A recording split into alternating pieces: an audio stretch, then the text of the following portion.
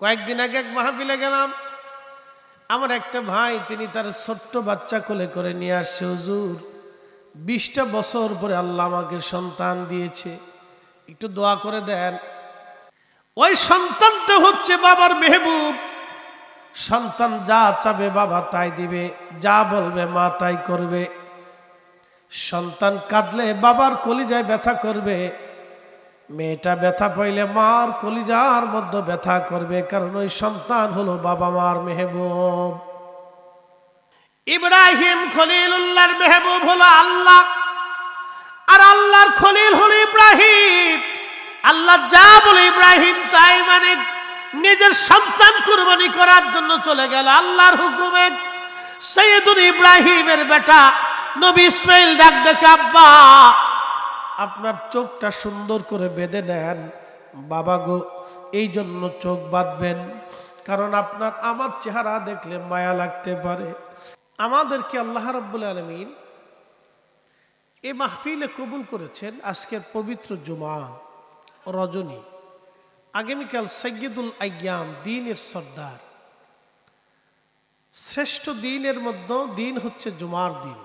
আল্লাহর নবী বললেন, আল্লাহ আমাকে জুমা দিয়েছেন, আর বনি ইসরাইলকে আল্লাহ শনিবার দিয়েছেন, খ্রিস্টানদেরকে আল্লাহ রবিবার দিয়েছেন, আমাকে আল্লাহ জুমা দিয়েছেন। একসাথে বলবেন আল্লাহু আকবার। এই জুমার একটা ফজিলত আপনাদেরকে শুনিয়ে আলোচনার দিকে ফিরছি, খুব মনোযোগ দিবেন। কোরআন আল্লাহ নাজিল করলেন, ইয়া আইয়ুহাল্লাযীনা আমানু, হে ঈমানদার, ইযা নুদিয়া লিস-সালাতি মিন ইয়াউমিল জুমআ, যখন জুমার আহ্বান করা হয়, আযান পড়ে যায়, ফাসআউ ইলা যিকরিল্লাহি ওয়া যারুল বাই, তখন তুমি বেচা বিক্রি, ব্যবসা বাণিজ্য সব ছেড়ে দাও, সব ছেড়ে দিয়ে তুমি জুমার জন্য রওনা করো। তো প্রিয় নবী বললেন, জুমার উদ্দেশ্যে কেউ গোসল করলো, সুন্দর কাপড় পরিধান করলো। শোনেন, জুমাটা যেহেতু মুসলমানের গুরুত্বপূর্ণ দিন, অতএব এই দিনে উত্তম পোশাক পরা ভালো। আমি জুমার দিনও যা পরি, মাহফিলও তা পরি, ঈদের দিনও তাই পরি। তো মনোযোগ দিবেন, জুমা খুব গুরুত্বপূর্ণ দিন, এই জন্য এই দিনে উত্তম পোশাক পরবেন, সুন্দর পরিষ্কার পরিচ্ছন্ন হবেন, সুগন্ধি লাগাবেন, ভালো পোশাক পরিহিত হয়ে আপনি জুমাতে উপস্থিত হবেন। তো আল্লাহ রসুল বললেন, তুমি জুমাতে রওনা করলে, খুব আদবের সাথে মসজিদে ঢুকলে, মসজিদের ইমাম সাহেবের কাছাকাছি বসলে, খুতবা শুনলে, নামাজ পড়লে, আবার তুমি খুব আদবের সাথে মসজিদে থেকে বাড়ি আসলে পায়ে হেঁটে। আল্লাহর রসুল ফরমান, প্রত্যেক কদমে আল্লাহ 1 বছর রোজা রাখা এবং 1 বছর ইবাদত করা যত পরিমাণে নেকি হয়, প্রত্যেক কদমে কদমে 1 বছরের নেকি আল্লাহ বান্দার আমলনামায় লিখে দেব। একসাথে বলি আল্লাহু আকবার। অন্য কোন উম্মতকে আল্লাহ দিছে না, শুধু এই উম্মতকে দিছে। আরবিতে একটা প্রবাদ আছে, শরফুল মাকিন ওয়া শরফুল মাকান, শরফুল মাকানে ওয়া শরফুল মাকিন। কিছু জায়গার কারণে মানুষের দাম বাড়ে, আর কিছু মানুষের কারণে জায়গার দাম বাড়ে। আমাদের কারণে রসুলের দাম বাড়ে নাই, বরং রসুলের কারণে আমাদের দাম বাড়ছে। কথা ঠিক আছে না?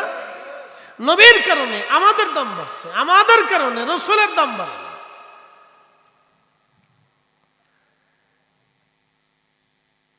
প্রিয় উপস্থিতি, খুবই মনোযোগ দিবেন। কেন আমাদের দাম বাড়লো? আল্লাহ, আমাদের রসুল হচ্ছেন আল্লাহর মেহবুব, আল্লাহর হাবিব। মেহবুব কি আমি আপনাকে বুঝাই।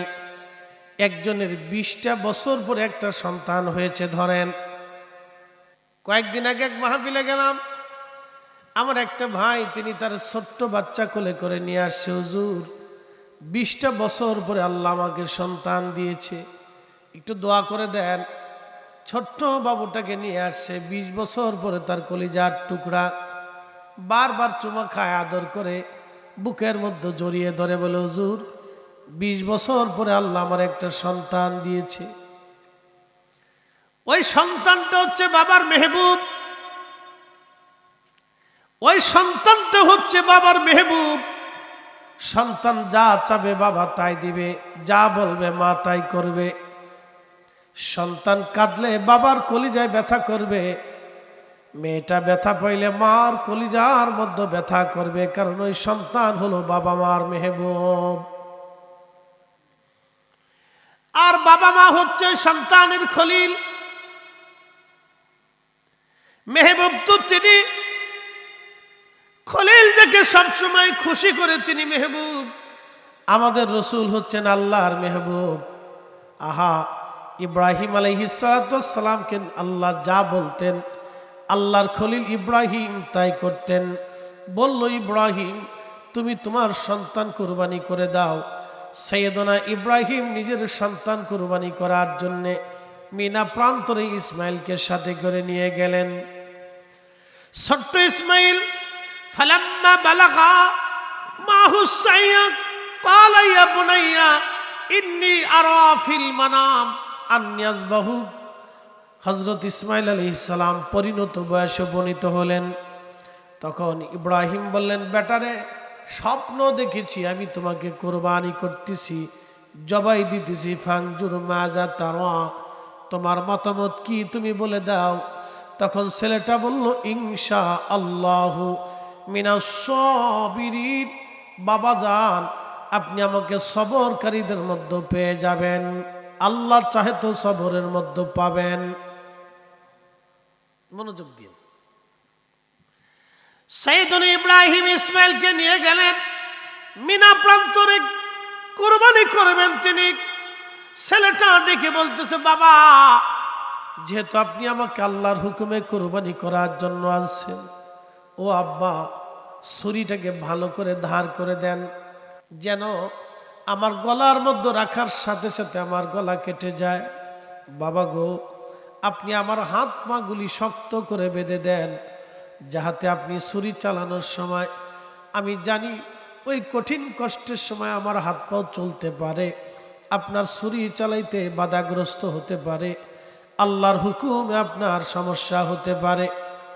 আমার হাতগুলি বাবা খুব শক্ত করে বেঁধে দিবেন গো বাবা, খুব মজবুত করে আমার হাত পা গুলি বাঁধবেন, যেন আমি লড়াচড়া করতে না পারি। বাবা, আব্বা যান, আমার রক্তমাখা জামাটা বাড়ি নিয়ে যাবেন, আমার মায়ের হাতে তুলে দিবেন, আর আম্মাকে বলবেন মা যেন আমার জন্য দোয়া করে, আমাকে যেন আল্লাহ ক্ষমা করে, মা যেন আমার জন্য দোয়া করে, আল্লাহ আমার উপরে যেন সন্তুষ্ট হয়, মা যেন রাজি হয়। আপনি বুঝতে পারতেছেন, একটা সন্তান যখন বাবাকে এই কথা বলে তখন বাবার কলিজার ভিতরে কেমন করে মায়া লাগতে পারে। কিন্তু সাইয়েদনা ইব্রাহিম তিনি আল্লাহর খলিল, তার কাজই হলো আল্লাহকে খুশি করা। খলিলের কাজ হলো মেহবুবকে খুশি করা। আল্লাহ হলো ইব্রাহিমের মেহবুব, আর ইব্রাহিম হলো আল্লাহর খলিল, আর আমাদের নবী আল্লাহর মেহবুব, আর আল্লাহ হলো আমাদের নবীর খলিল। একবার জোরে বলা যাবে কি মারহাবা? জটিল কথা রাত বেশি, এই জন্য মগজে অনেকে ধরে নাই, আমি জানি অনেকে বিষয়টা এখনো বুঝতে পারেন নাই। আবার বুঝাই আপনাকে। 20 বছর পরে একটা সন্তান হলো, এই সন্তানটা হলো বাবার মেহবুব। মেহবুব মানে কি? যাকে খুশি করা হয় তাকে মেহবুব বলা হয়। আপনি সন্তানকে খুশি করেন, সন্তান আপনার মেহবুব।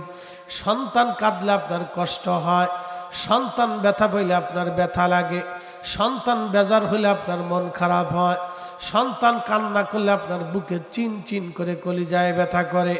ওই সন্তান হলো আপনার মেহবুব। ইব্রাহিম খলিলুল্লাহর মেহবুব হলো আল্লাহ, আর আল্লাহর খলিল হলো ইব্রাহিম। আল্লাহ যা বলে ইব্রাহিম তাই মানে। নিজের সন্তান কুরবানি করার জন্য চলে গেল আল্লাহর হুকুমে। সাইয়েদুল ইব্রাহিমের বেটা নবী ইসমাইল ডাক দেখে, আব্বা আপনার চোখটা সুন্দর করে বেঁধে নেন। বাবা গো, এই জন্য চোখ বাঁধবেন কারণ আপনার আমার চেহারা দেখলে মায়া লাগতে পারে। আব্বা যান, আপনার চোখটা বেঁধে নেন, ছুরিটা ভালো করে ধারায় নেন, আমাকে উপর করে শোয়ান গো বাবা, কারণ আমার চেহারা দেখলে আপনার মায়া লাগতে পারে। আর একবার যদি মায়া লাগে বাবা, খোদার হুকুম অমান্য করতে, খোদার হুকুম প্রতিপালনে আপনার কষ্ট হবে, বাধা প্রয়োগ হতে পারে। বাবা গো, আপনি আমাকে এইভাবে জবাই দিয়ে দেন। সাইয়েদুনা ইব্রাহিমের কলিজার মধ্যে ব্যথা লাগতেছিল বটে, কিন্তু খোদার হুকুমের কাছে সব অসার। আল্লাহর হুকুম পালন, আল্লাহকে খুশি করতে যাইয়া নিজের সন্তানকে কুরবানি করতে গেল। আর আমরা কুরবানির সময় আল্লাহ খুশি করার বদৌলতে আমরা আল্লাহর জন্য কুরবানি না করে আমরা ফ্রিজের জন্য কুরবানি দেই।